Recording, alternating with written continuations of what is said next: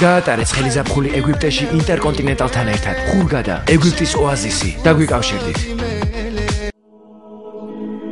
ბოდბის სამონასტრო კომპლექსი სიღნაღთან ახლოს სოფელ ბოდბეში მდებარეობს. მონასტრის შესასვლელში დიდი სამრეკლო და წმინდა გიორგის სახელობის ტაძარია. სწორედ აქ განისვენებს ქართველთა განმანათლებელი და მოციქულთა სწორი წმინდა ნინო.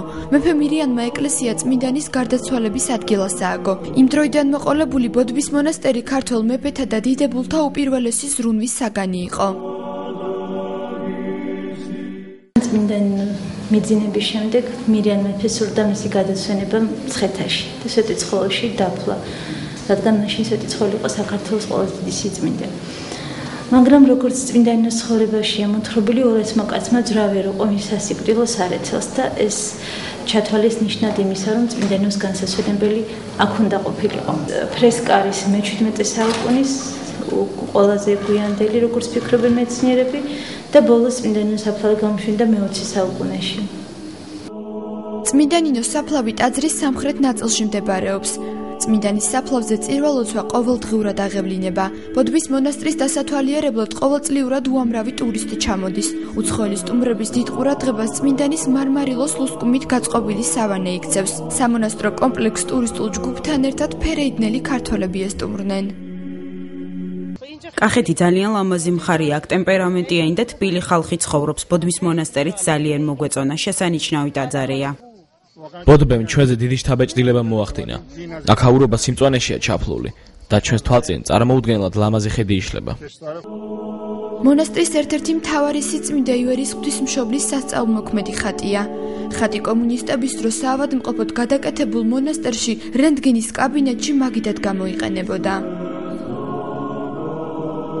როდესაც ბოლშევიკებმა დახურეს ეს მონასტერი, მაშინ მონასტერში საავადმყოფო გახსნეს, ტაძარი კი საწყობად იყო გადაკეთებული და ეს ხატი როგორც გადმოცემით ვიცით, ამ საავადმყოფოში როგორც მაგიდას ისე ხმარობდნენ. შემდეგ ერთმა ურწმუნო ადამიანმა სახე დაუსერა და როგორც ვიცით, გამოცხადებით ღვთისმშობელი გამოეცხადა ერთ-ერთ ექიმს და უბრძანა, რომ ხატი გადაებრძანებინათ ტაძარში.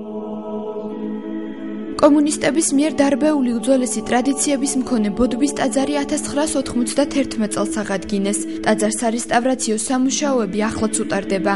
მონასტერს აქვს საკუთარი მეურნეობა. უცხოელი დამთვალიერებლებისაგან შემდგარ ტურისტულ ჯგუფებს ტაძრის ფრესკული მხატვრობა განსაკუთრებით იზიდავს.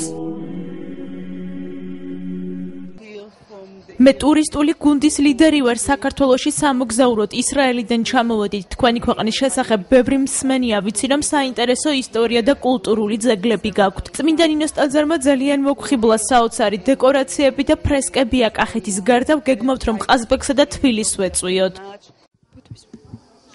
ბოდბის მონასტრის ეზოში წმინდა ნინოს წყარო მდებარეობს, რომელიც გადმოცემის თანახმად წმინდანის ლოცვა კურთხევით იყო აღმოცენებული.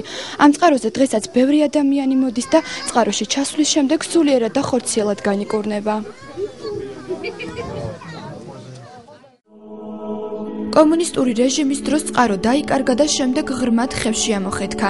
წმინდა ნინოს წყაროზე განსაბანი მოეწყო და წმინდა ზაბულონისა და სოსანას სახელობის პატარა ტაძარიც აიგო. მორწმუნეები აქ ყოველდღიურად მოდიან და წმინდა წყალში განიბანებიან.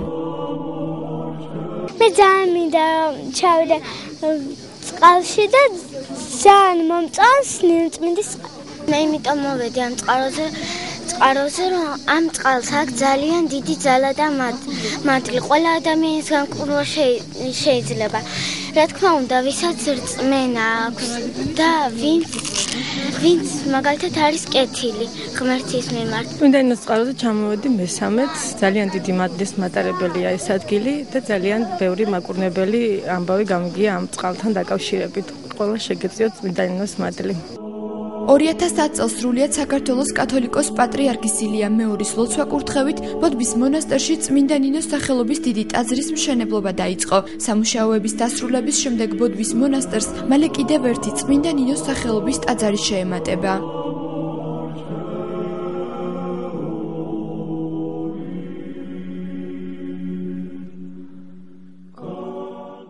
გაატარეს ხელიზაფხული ეგვიპტეში ინტერკონტინენტალთან ერთად. ხურგადა ეგვიპტის ოაზისი. დაგვიკავშირდით.